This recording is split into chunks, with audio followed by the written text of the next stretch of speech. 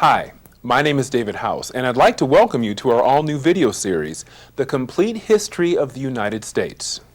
In this, the second video in our series, we'll cover the Revolutionary War and journey through history up to the writing of the U.S. Constitution. We've got a lot of ground to cover, so let's begin.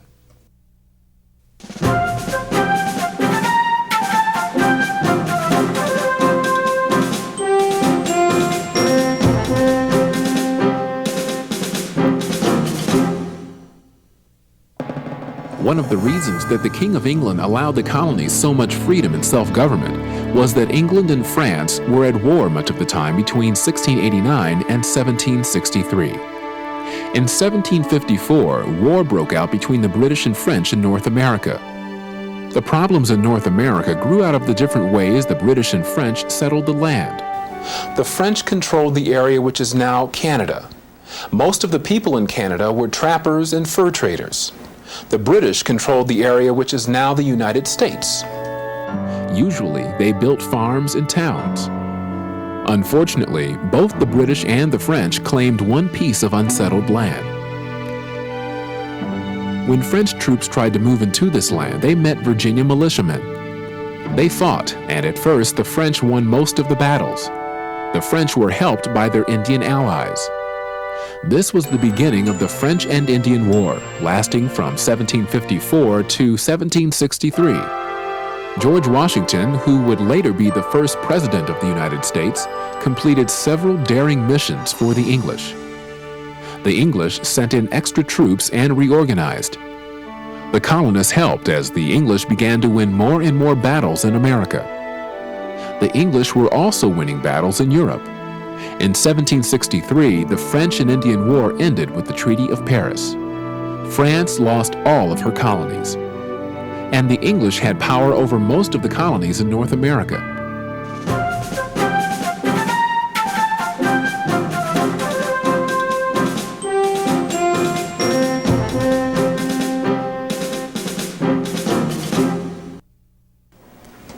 The problems in the American colonies did not end when the war ended. In fact, they were just beginning. The colonists had become used to the freedom they had had. They had had much freedom in trading with other countries in self-government and had begun to think of themselves more as Americans than as Englishmen. They had gained self-confidence and experience in fighting wars. They saw the need for the colonies to be united to be able to solve common problems. They were also feeling less dependent on England for help because of the decreased danger of attack from the French. However, now that the problems with the French were settled, England was ready to reestablish its control over the colonies. One of the reasons countries such as England, called the mother country, wanted to have colonies was so that they could buy goods from the colonies at low prices. They then could sell their own manufactured goods back to the colonies at high prices. They did this by allowing the colony to trade only with the mother country, or by forcing the colony to pay high taxes on trade with other countries. After the French and Indian War, England wanted to follow this policy very strictly. The war had been very expensive, and England wanted the colonies to help pay the costs. This policy involved enforcing laws strictly, new taxes, new policies for settling land, and quartering of soldiers. The Navigation Acts were passed, which allowed colonists to ship their goods only on English ships and to sell some of their produce only to England. This hurt the colonists because the other countries in Europe would have paid much more for the same produce. England also put new taxes on the colonists, such as the Stamp Act. The Stamp Act forced the colonists to buy stamps from the government to put on their printed materials such as wills and newspapers. A proclamation on land policy did not allow colonists to settle west of the Appalachian Mountains. England also forced the colonists to feed and house English soldiers, called quartering. All of these actions greatly angered the colonists. They believed that their rights had been violated because some of these actions were illegal under British law. Probably what made the colonists most angry was taxation without representation. England was making the colonists pay a tax, but the colonies were not allowed to send representatives to the English legislature to vote on the tax. To show they were against the British law and policies, the colonists did not follow or obey their laws.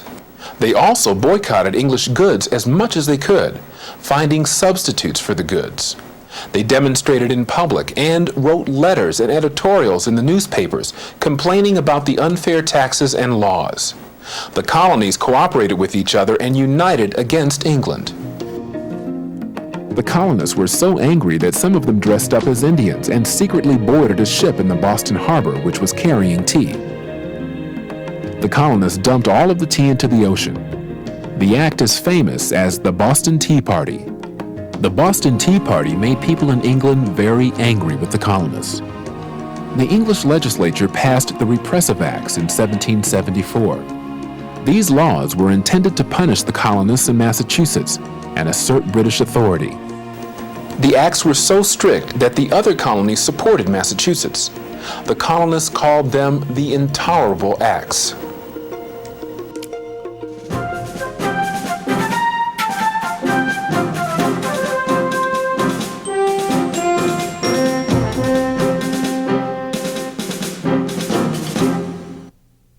To show their unified position, the colonists held the first meeting of the Continental Congress from September 5th to October 26th, 1774 in Philadelphia.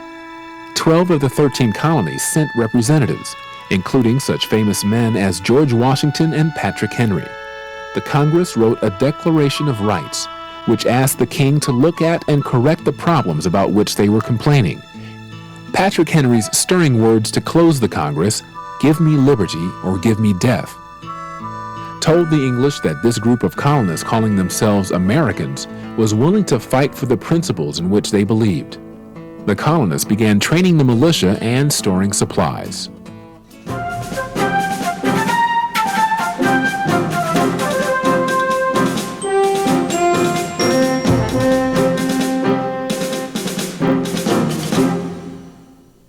Unfortunately, the English did not listen.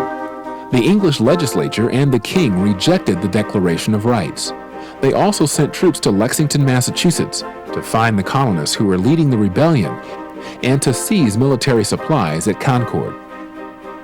At Lexington, the colonial Minutemen did not leave quickly enough when the English troops arrived.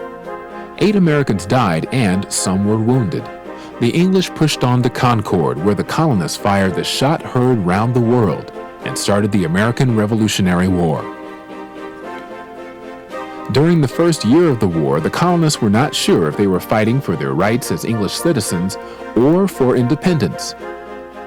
The English hired German soldiers called Hessians to help fight the war.